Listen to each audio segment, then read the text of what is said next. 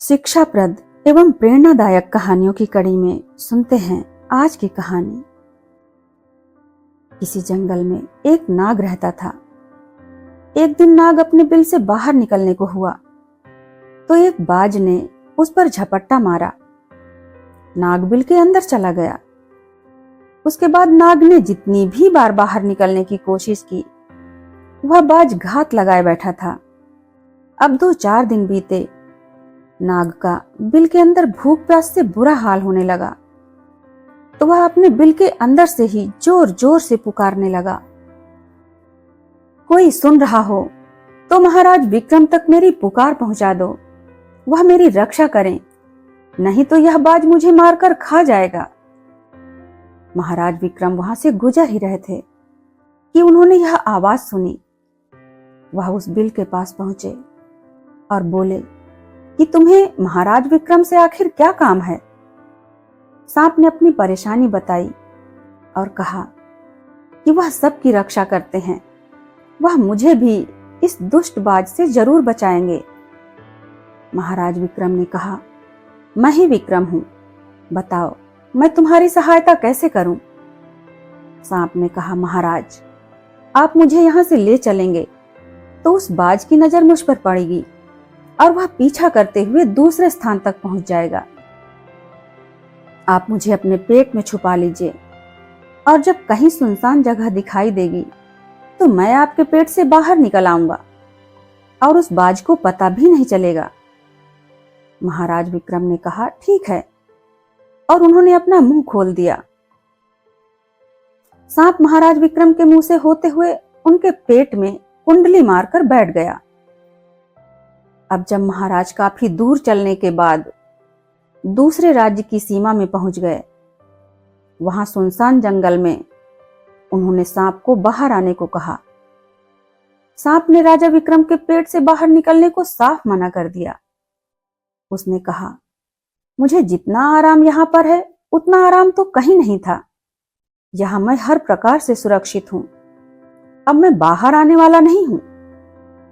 राजा ने बहुत प्रार्थना की लेकिन वह सांप बाहर नहीं आया। अब उस सर्प के विष के प्रभाव के कारण राजा विक्रम का शरीर नीला पड़ने लगा। धीरे धीरे विष उनके शरीर से फूट फूट कर बहने लगा। अब राजा विक्रम अपना राजपाट त्याग कर वहीं जंगल में एक झोपड़ी बनाकर रहने लगे। उस राज्य के राजा ताम्रध्वज की 3 बेटियां थीं। एक दिन राजा अपनी बेटियों से कहने लगे कि बताओ, इस दुनिया में इतनी सुख सुविधा और वैभवशाली जीवन देने का श्रेय तुम किसको देती हो। राजा की दोनों बड़ी बेटियों ने कहा, पिताजी आपको। लेकिन राजा की छोटी पुत्री चित्रलेखा से जब यही प्रश्न किया गया तो उसने कहा, पिताजी संसार का प्रत्येक मनुष्य अपने भाग्य का खाता है। जिसके हिस्से में ईश्वर ने जितना दिया है वही उसको मिलता है। किसी भी इंसान की उसके आगे क्या बिसात। महाराज ताम्रध्वज को अपनी बेटी की यह बातें बहुत बुरी लगी। उन्होंने अगले ही दिन नाई और पंडित को बुलवाया और कहा कि मेरी दोनों बड़ी बेटियों का ब्याह तो किसी राजघराने में तय कर दो और इस छोटी राजकुमारी का विवाह किसी अंधे, लूले, लंगड़े, कोढ़ी, लाचार से कर दो। बहुत भटकने के बाद उन नाई और पंडित को जंगल में राजा विक्रम दिखाई पड़े, जो कोढ़ से पूरी तरह ग्रसित थे, जिनके शरीर से दुर्गंध आ रही थी। जगह जगह से खून और पस बह रहा था। उन्होंने उस व्यक्ति से उस छोटी राजकुमारी का विवाह कर दिया और वहां से चले गए। अब छोटी राजकुमारी ने बिना किसी झिझक के उस व्यक्ति को स्वीकार कर लिया और उसकी सेवा करने लगी। एक दिन वह राजकुमारी झोपड़ी में लेटी हुई थी। राजा विक्रम भी वहीं झोपड़ी में सो रहे थे।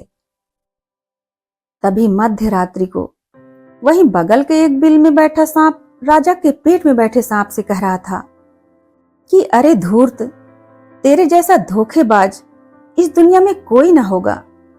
जिस महाराज विक्रम ने तेरी इतनी मदद की, तूने उन्हीं का जीवन बर्बाद कर दिया। तेरा कभी भला नहीं हो सकता। अगर कोई मेरी बात सुन रहा हो तो महाराज विक्रम को एक घूंट गंगा जल पिला दे तो तेरे 100 टुकड़े हो जाएंगे और तू मल के साथ बाहर निकल जाएगा। तब उस पेट में बैठे सर्प ने कहा, अरे मुझे क्या बोलता है, तू भी तो असीम संपत्ति पर कब्जा किए बैठा है। कोई मेरी भी बात सुन रहा हो तो एक पीपा तेल गर्म करके तेरे बिल में डाल दे तो तू भी वहीं भस्म हो जाएगा और वह सारा खजाना उस व्यक्ति का हो जाएगा। वह राजकुमारी जो चुपचाप उन दोनों की बातें सुन रही थी, वह समझ गई कि यह कोढ़ी व्यक्ति कोई साधारण मनुष्य नहीं, यह तो राजा विक्रम है। अगले दिन वह गंगा जल की तलाश में निकल पड़ी और कई दिनों की यात्रा के बाद वह गंगा जल लेकर वापस अपने पति के पास पहुंची और गंगा जल उन्हें पिला दिया।